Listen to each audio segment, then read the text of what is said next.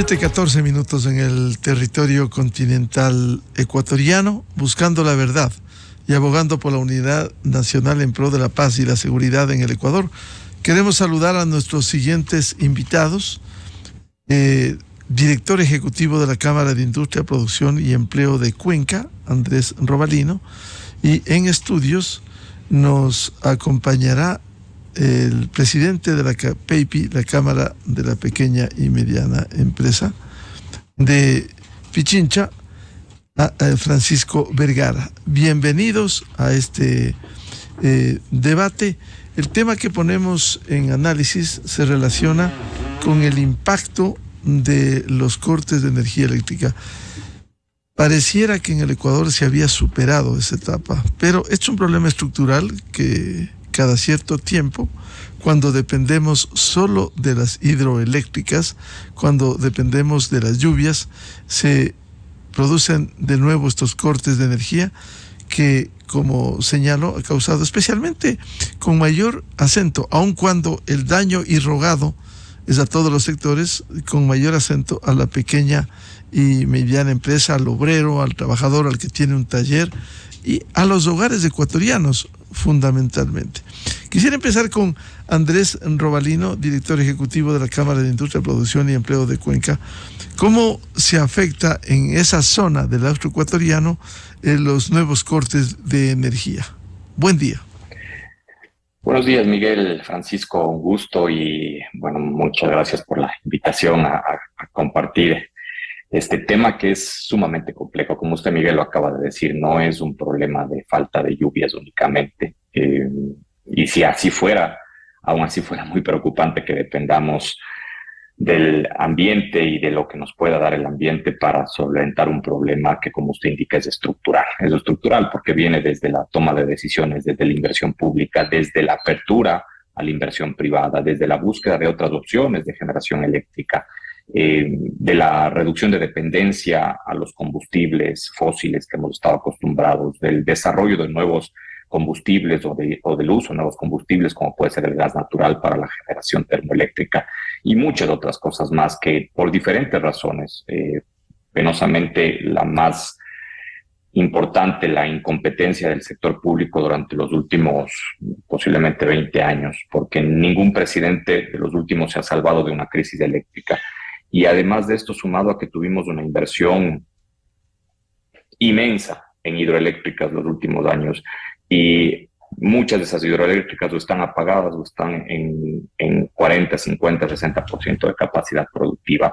A eso se suma que durante 10 años los gobiernos no han generado ni han incentivado la inversión en generación eléctrica para cubrir el aumento de demanda, que es lógico, porque a más población, mayor demanda de energía eléctrica, igual a mayor inversión, mayor demanda de empresas que utilizan energía eléctrica. Entonces esto se ha vuelto, como usted indica, un problema estructural bastante complejo que se lo debe solucionar de fondo con cada una de las aristas y posiblemente los expertos tendrán muchas más que yo he indicado este momento, porque realmente si es que esta situación se mantiene, cada vez el problema va a ser más difícil de poderlo solucionar. Nosotros hemos mantenido reuniones permanentes, no solamente ahora con la crisis eléctrica última, sino desde octubre del año pasado, cuando tuvimos el estiaje largo acá en el sur del país, en donde se pudieron hacer de alguna manera planificaciones de los cortes eléctricos con la empresa eléctrica Centrosur, pero ellos mismos, y ha sido confirmado por el ministro encargado, Roberto Luque, que este no es un problema que se soluciona únicamente con las lluvias.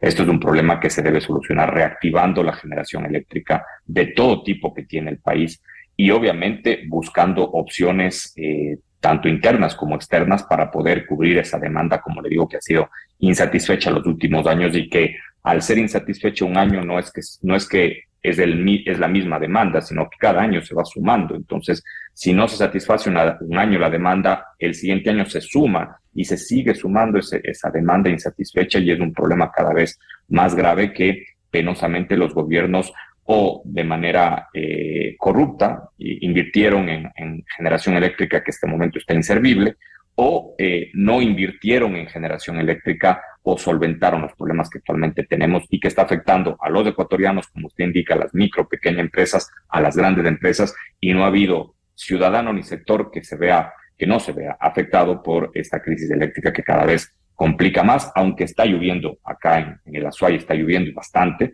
Eso obviamente da un respiro a la generación, pero el problema persiste y ojalá que se pueda tener en este gobierno el inicio, no creo que la solución completa, pero el inicio de la solución al problema grave que vive el país. Bienvenido a Francisco Vergara, él es presidente de la CAPEIPI, la Cámara de la Pequeña y Mediana Empresa. ¿Cómo se ha visto afectado con estos nuevos cortes de energía que no estaban en la agenda, que no estaban previstos, pero que de manera imprevista se produjo sin la debida organización del gobierno a través del Ministerio de Energía? Muy buen día. Muy buenos días, estimado Miguel. Un abrazo fraterno para Andrés de allá en Cuenca, en Salinda, Cuenca, y un abrazo para todos los radioescuchas. Con sorpresa, como a todos, con incertidumbre, con una situación muy complicada, porque si el gobierno nacional le tomó por sorpresa las restricciones del servicio, ya se puede imaginar a toda la ciudadanía.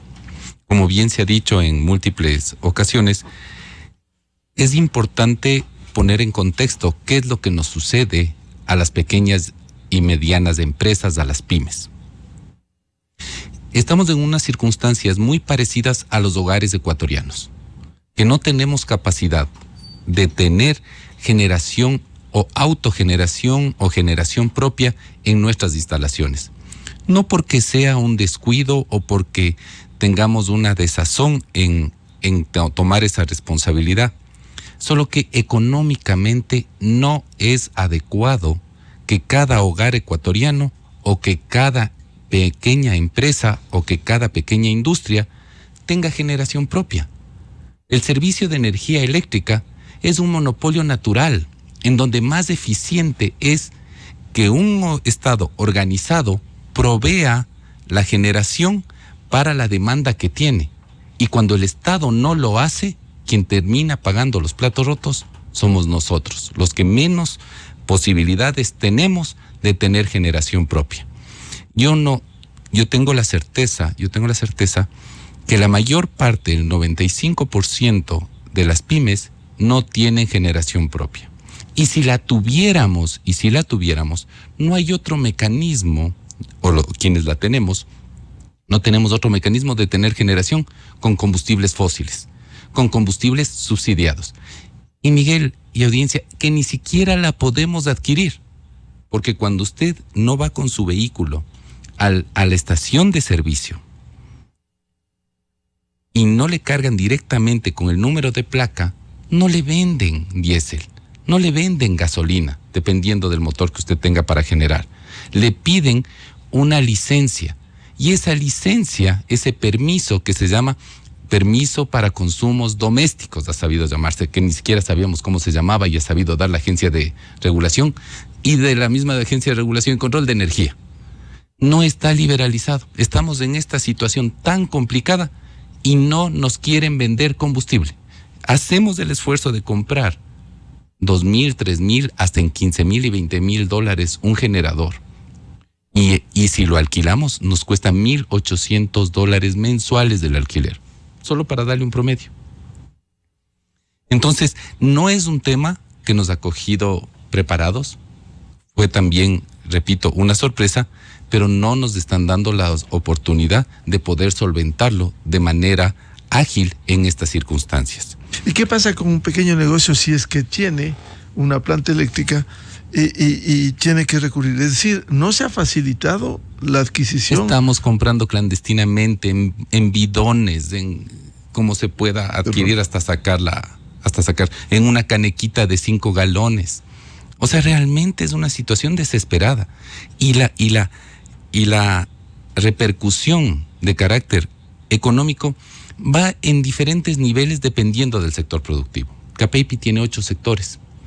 Entre ellos está el metalmecánico, el maderero, el químico, el gráfico, el textil, el del materiales de la construcción, eventos y servicios.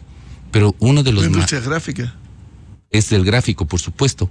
Y uno de los más afectados, como usted entenderá, es el sector alimenticio. Porque en algunos segmentos, como en el sector metal mecánico, usted fabrica la silla, usted fabrica la máquina, y para la distribución y comercialización no requiere control del ambiente, no requiere refrigeración, no requiere una cadena de frío. No así el 95% de los productos que vende el sector alimenticio. El sector alimenticio, para vender, por ejemplo, un pequeño leche, restaurante, queso, carne, legumbres, necesita tener refrigerado por su responsabilidad de inocuidad de alimentos para que llegue al consumidor en adecuadas condiciones. Entonces tenemos una afectación ya haciendo la cadena de producción al revés. Desde la comercialización ya se empiezan a dañar los productos.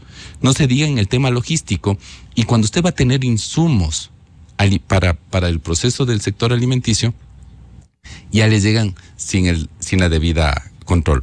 Y en segundo lugar, que tengamos un problema de información, que no tengamos una capacidad de proyectar la semana, no pedimos más.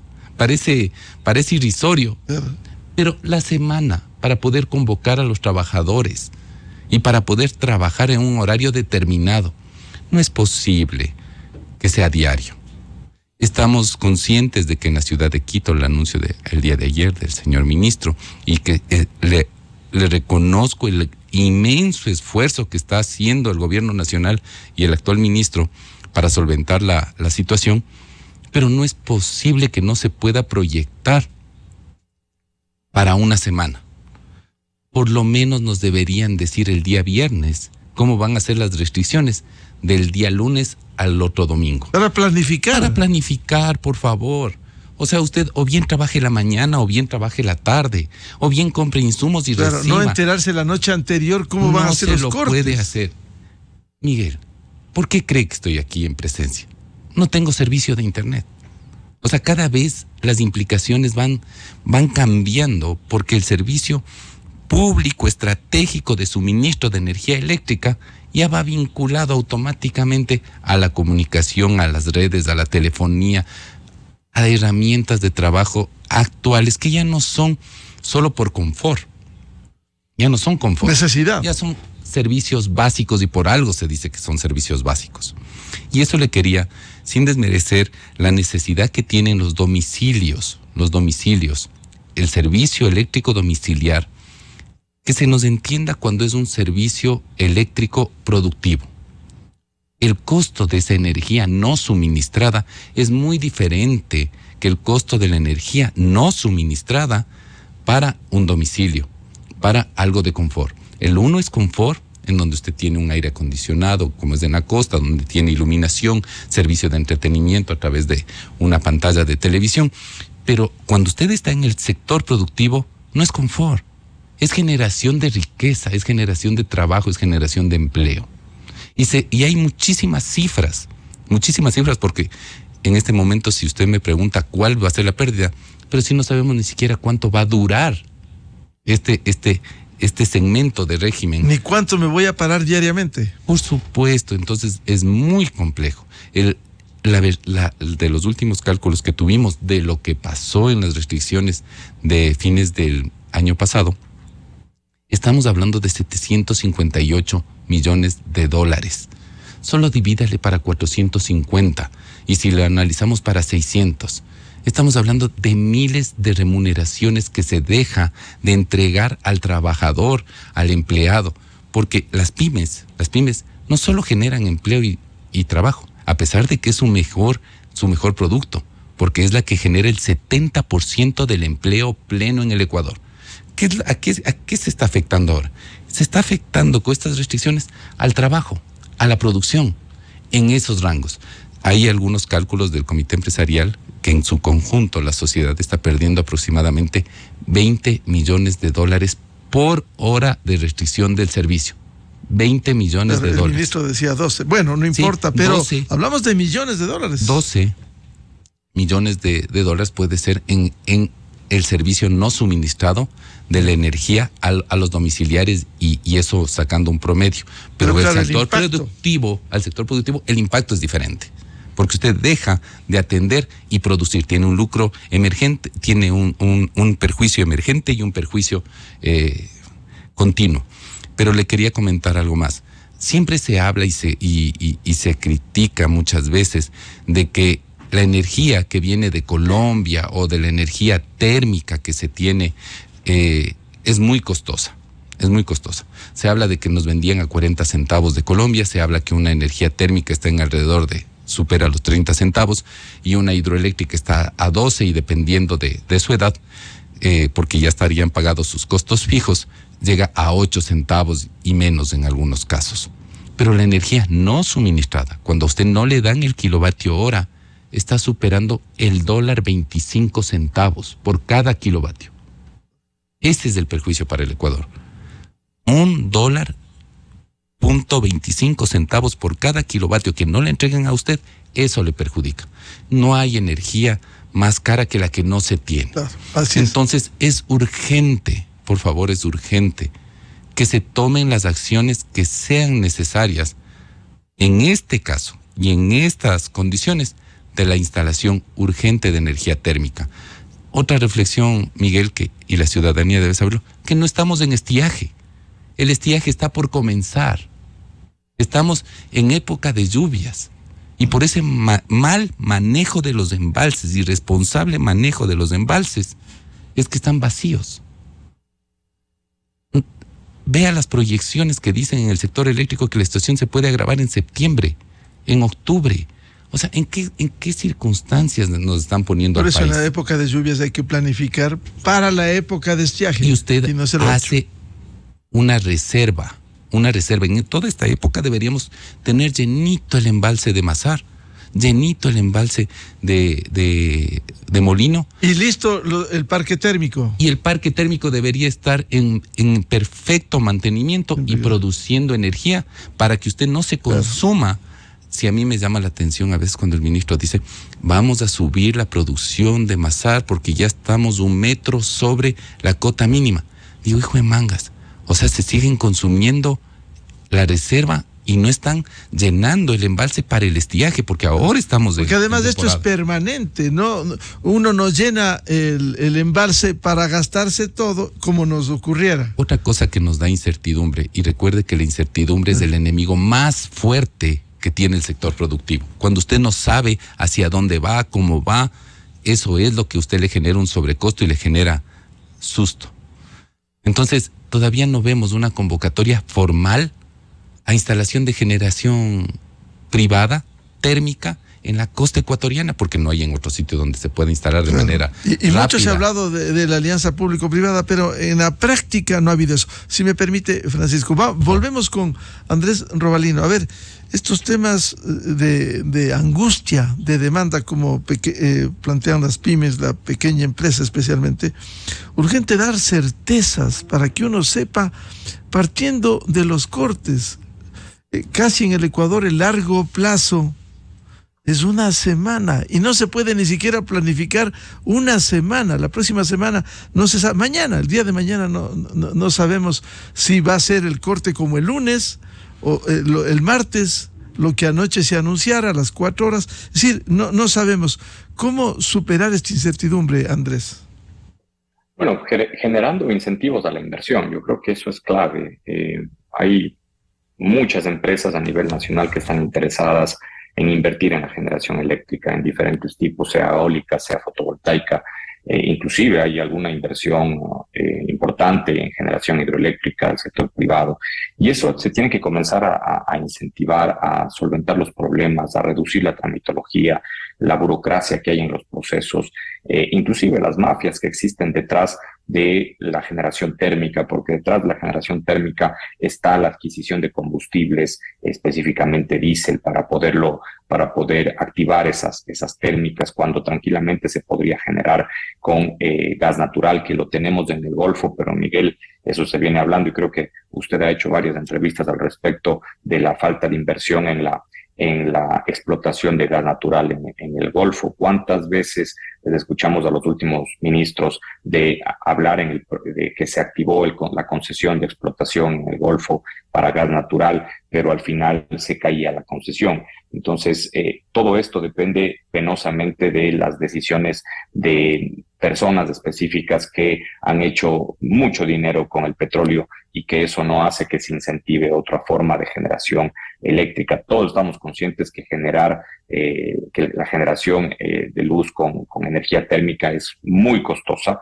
Se debería invertir en otro tipo de generación eléctrica, pero a la necesidad más caro es no tener energía que pagar mucho dinero por energía. Como ya lo han indicado todos los representantes del sector productivo, la pérdida que tienen las empresas por una hora de cortes de energía eléctrica es incalculable. Y es incalculable porque no solamente se pierde esa hora, sino algunas empresas se han visto afectadas por daños en su maquinaria. Pueden perderse negocios por la no entrega de productos, no solamente a nivel nacional, sino también a nivel internacional. Se pierden espacio del mercado nacional comparado con las importaciones, porque las importaciones no están con el problema de los cortes eléctricos. Entonces, no solamente es perder el momento del corte, sino es todo lo que concierne alrededor del negocio mismo del sector productivo, de cualquier industria, de la pequeña, de la mediana, de la gran industria, de cualquier sector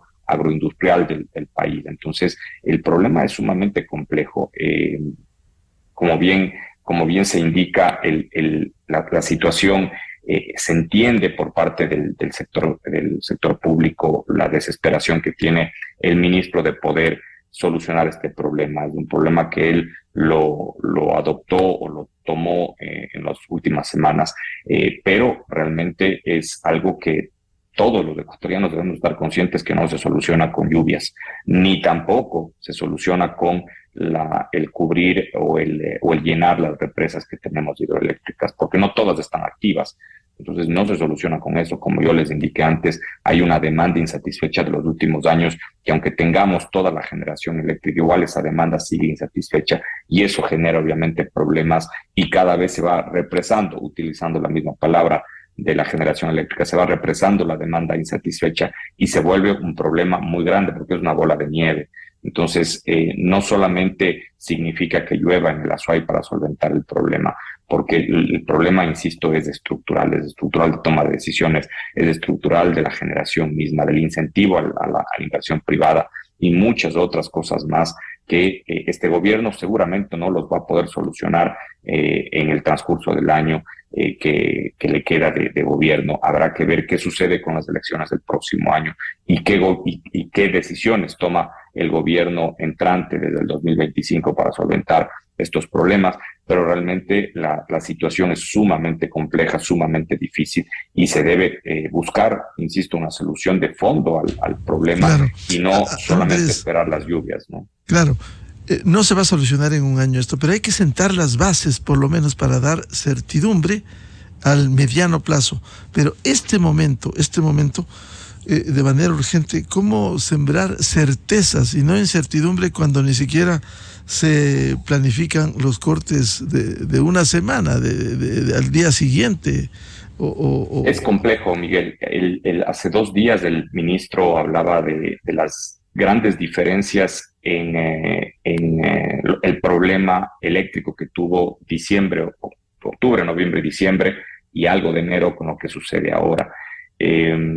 Obviamente esto tiene que ver con la incompetencia e inoperancia del Ministerio de Electricidad en tomar decisiones, de eso creo que todo el mundo está de acuerdo, pero las diferencias técnicas son bastante amplias y eso hizo que un estiaje esperado permita planificación y por lo tanto no llegar a los niveles de necesidades eléctricas como se llegó ahora. Entonces eso nos ayudó a todo el país a que el mes de diciembre se pueda planificar las reducciones o cortes eléctricos, lo que no se hizo ahora. Por ejemplo, aunque no hubo un estiaje, digamos, largo en la zona del austroecuatoriano, donde está la mayor cantidad de hidroeléctricas, sí se dio una sequía bastante extraña y bastante rara en los meses de marzo, inicios de abril, que en estos meses, pues la zona del Austro es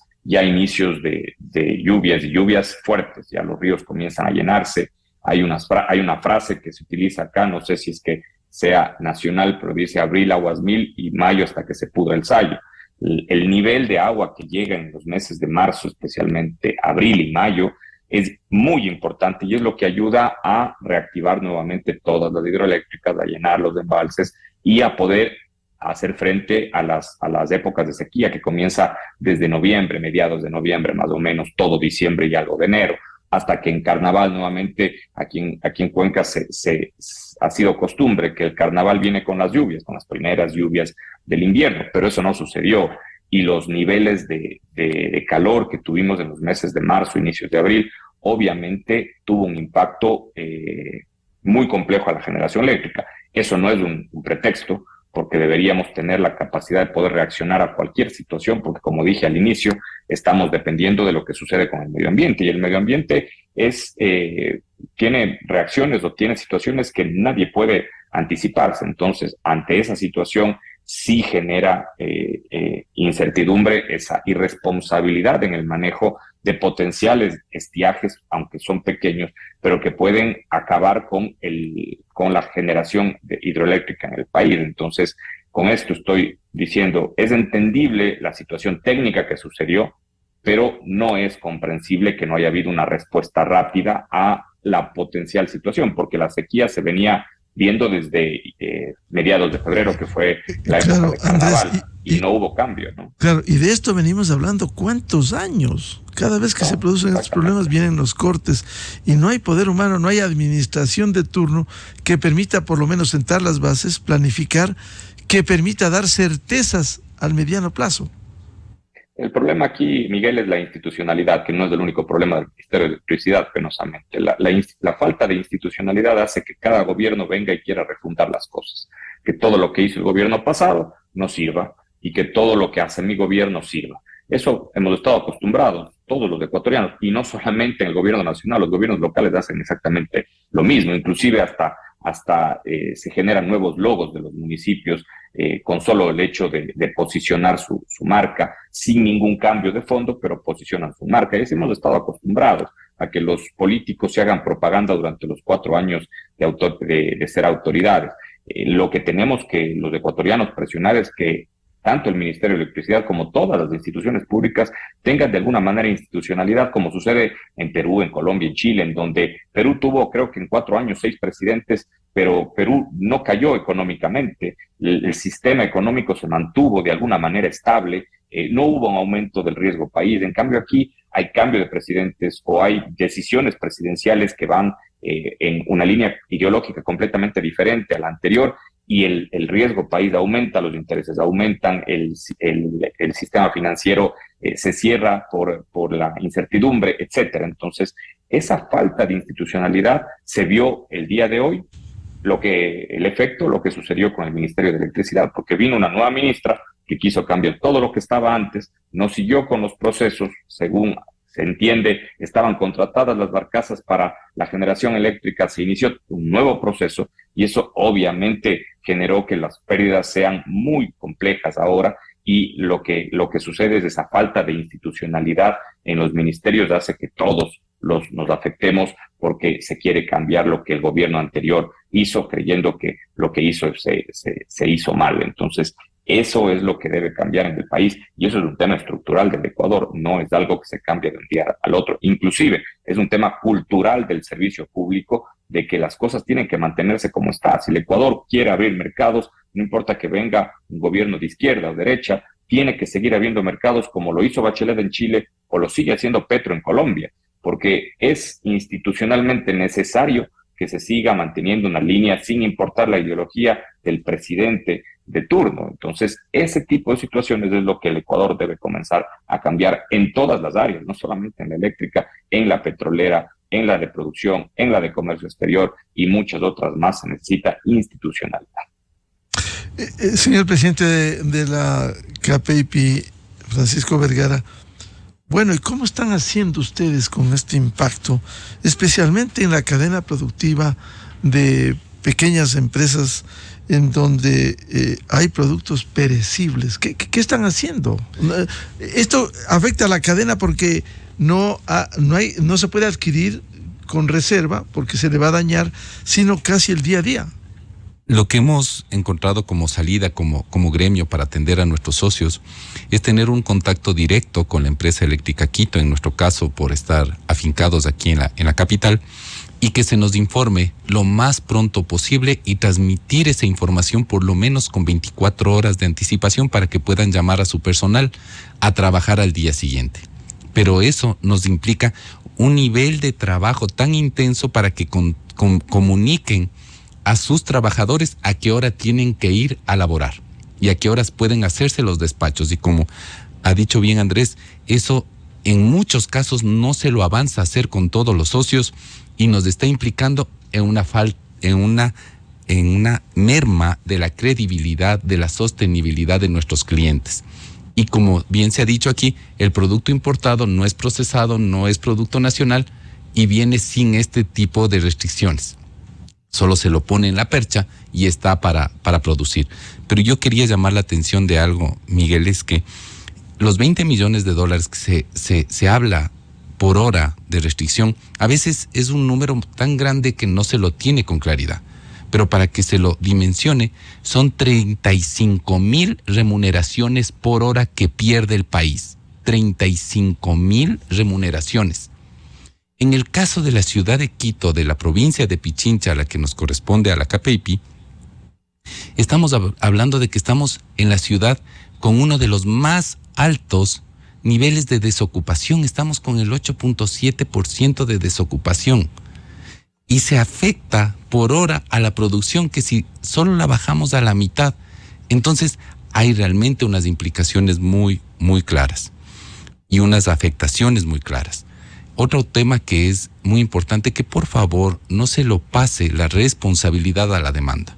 En algún momento oí que había una transferencia de responsabilidad por el crecimiento de la demanda de la energía eléctrica que no han podido cubrir la autoridad pública, el Ministerio de Electricidad, porque se está creciendo al 6%. Por favor, la energía es progreso, es la que nos permite dar valor agregado a nuestras materias primas. No estamos hablando solo de confort o que estamos teniendo las luces prendidas para tener comodidad. En el hogar se tiene que ahorrar, pero en el sector productivo... Pero en el sector productivo no, eso genera trabajo, genera empleo. Internacionalmente, Miguel, hay un índice que refleja el nivel de desarrollo de un país en función del consumo de energía per cápita que se tiene. Y nosotros en el Ecuador estamos a la cola de Latinoamérica. A la cola de Latinoamérica. Entonces, la calentura no está en la demanda. Es un servicio público. Es como que si me dijeran, y disculpe el símil, como si me dijeran, hay muchos estudiantes. Y como nos faltan profesores para enseñar a los estudiantes, cerremos escuelas para ajustar al número de maestros limitar que tenemos. Los cupos. Por favor, esas cosas no se pueden transmitir a la ciudadanía. Es al contrario. Entre más educación haya, busque más maestros. En este sentido, por favor, el pedido es, y ya todo el mundo lo sabe, nos han comunicado del ministerio, necesitamos y tenemos solo para igualarnos a la demanda que tenemos actual del Ecuador, 1,000 megavatios. Hagan lo posible por imponer esos 1,000 megavatios. Y sabemos que si no hay señal económica, si no hay seguridad jurídica, si no hay garantías para que vengan esos 1,000 megavatios de forma emergente, no los van a venir.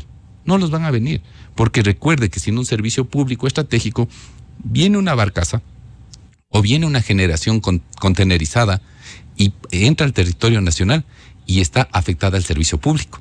Podría ser embargada, podría ser retenida, como por obvias razones, porque está afectado al servicio público de suministro de electricidad. Y si usted no da garantías claras de que eso no va a suceder, o que si eso sucede le van a resarcir el costo de sus plantaciones, de sus máquinas, no va a venir esas instalaciones de manera rápida.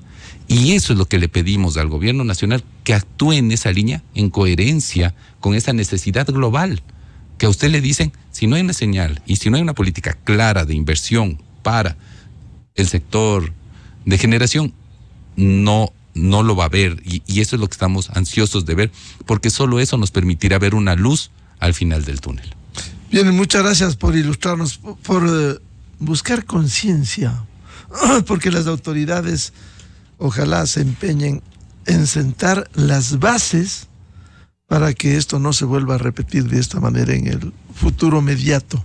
Pero inmediato, tomar los correctivos para que haya por lo menos cortes planificados que den certeza, al menos que se sepa una semana. Una semana. Para que se organice el sector productivo ecuatoriano. Muchas gracias, Andrés Robalino, director ejecutivo de la Cámara de Industria, Producción y Empleo de Cuenca, y Francisco Vergara, presidente de la CAPEIPI, la pequeña empresa. Muchas gracias. Un abrazo, Andrés. Muchas gracias, Miguel. Hasta luego. 7:49, vamos a una pausa y ya volvemos con el consultor político Gustavo Isch para analizar los desafíos del presidente luego de la consulta popular. Desde 1984 con Gonzalo Rosero, la revista de Opinión Democracia.